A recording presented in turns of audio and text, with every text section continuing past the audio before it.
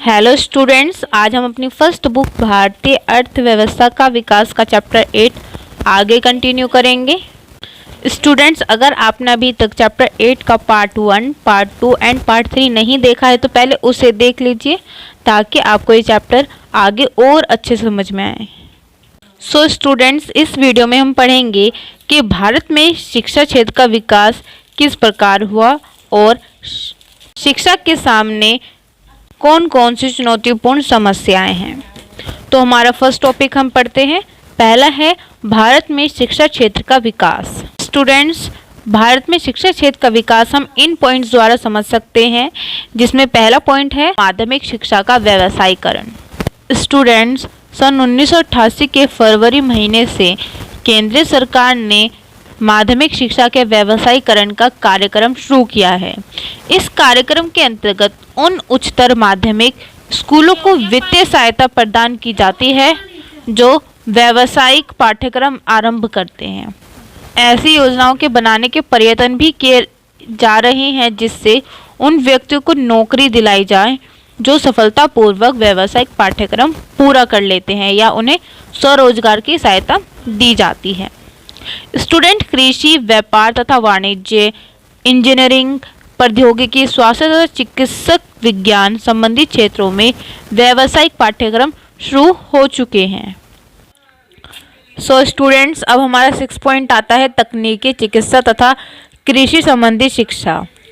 Students, स्वतंत्रता के बाद तकनीकी तथा व्यावसायिक संस्थाओं की संख्या में विशेष वृद्धि हुई है तथा 1991 में डिप्लोमा स्तर की 43 पॉलिटेक्निक संस्थाएं थी, लेकिन अब उनकी संख्या बढ़कर 1914 हो गई है और विभिन्न विषयों में डिग्री स्तर की शिक्षा प्रदान करने वाले 3400 मान्यता प्राप्त इंजीनियरिंग कॉलेज हैं, जिनमें 15 लाख विद्यार्थी प्रति वर्ष प्रवेश पा सकते हैं और साथ ही साथ देश में 289 मेडिकल कॉलेज चल रहे हैं, जिनमें 32,815 विद्यार्थी प्रवेश पा सकते हैं।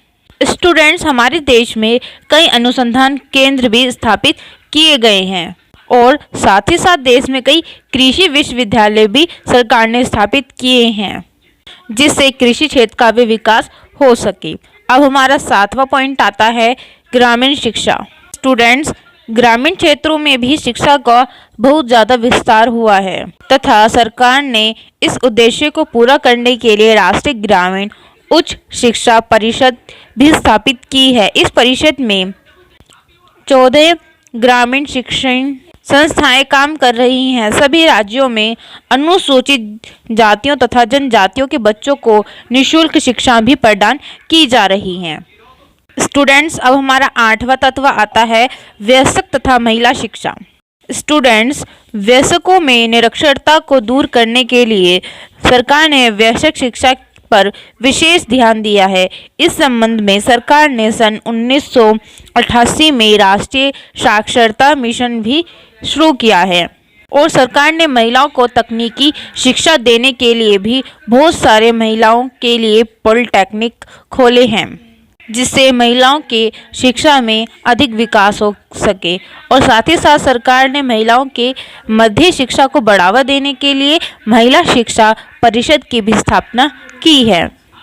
स्टूडेंट्स, अब हमारा 9वां तत्व आता है सर्व शिक्षा अभियान। स्टूडेंट्स, हमारे सरकार ने राष्ट्रीय साक्षरता मिशन आरंभ किया था जो सभी व्यक्तियों को साक्षर बनाने के लिए शुरू किया गया था। अब इस अभियान को साक्षर भारत के नाम से दोबारा स्थापित किया गया है। इसका मुख्य केंद्र महिला शिक्षा है। यह अभियान उन सभी के लिए है जो 15 वर्ष की आयु समूह है या फिर उसके ऊपर के हैं।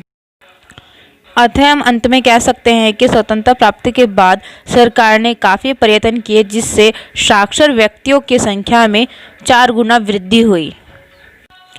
स्टूडेंट्स, अब हमारा नेक्स्ट टॉपिक आता है शिक्षा अभी भी एक चुनौतीपूर्ण समस्या।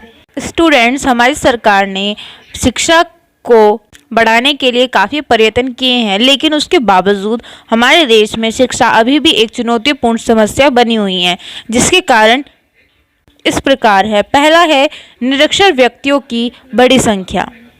स्टूडेंट्स, हमारे देश में निरक्षर व्यक्तियों की संख्या विश्व में सबसे अधिक है।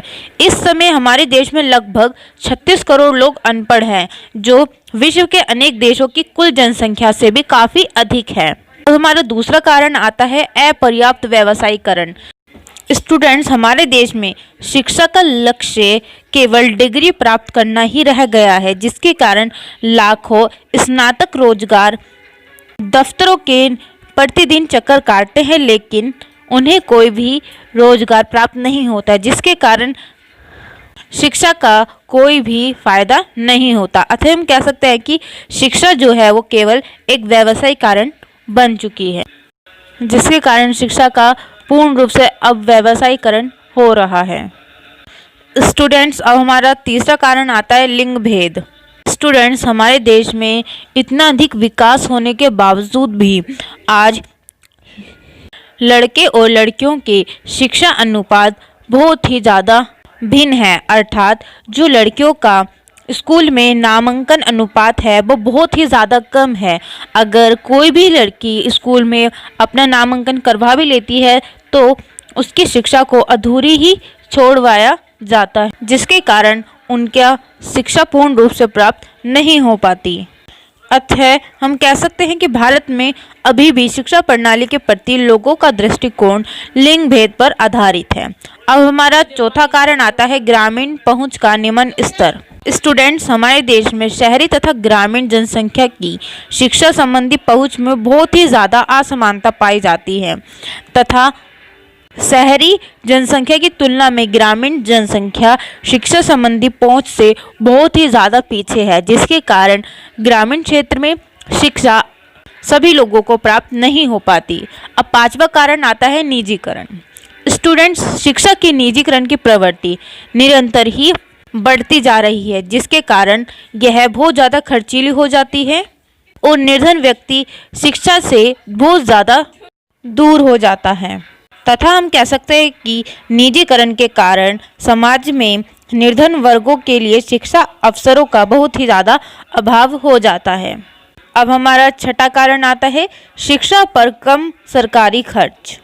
स्टूडेंट्स, हमारे देश में सरकार शिक्षा पर सकल घरेलू उत्पाद मतलब जीडीपी का लगभग 6% खर्च करने के लिए वचनबद्ध है। मतलब हमारी जीडीपी में से 6% व्यय शिक्षा पर होगा, लेकिन सरकार द्वारा शिक्षा पर वास्तव में किया जाने वाला व्यय केवल 4 या 5% ही होता है, जिसके कारण हमारे देश में जो शिक्षा प्रणाली है वो बहुत ज़्यादा पिछड़ी हुई है।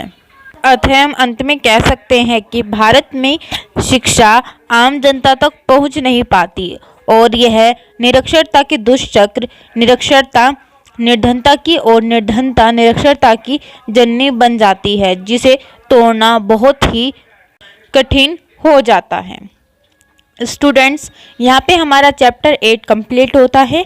आई होप आपको ये चैप्टर अच्छे से समझ में आ गया होगा। स्टूडेंट्स, इकोनॉमिक्स की और वीडियोस देखने के लिए प्लीज़ चैनल को सब्सक्राइब कीजिए और अगर आपको वीडियो पसंद आई हो तो प्लीज़ वीडियो को लाइक करना और ज़्यादा से ज़्यादा अपने फ्रेंड्स को शेयर करना। Thank you.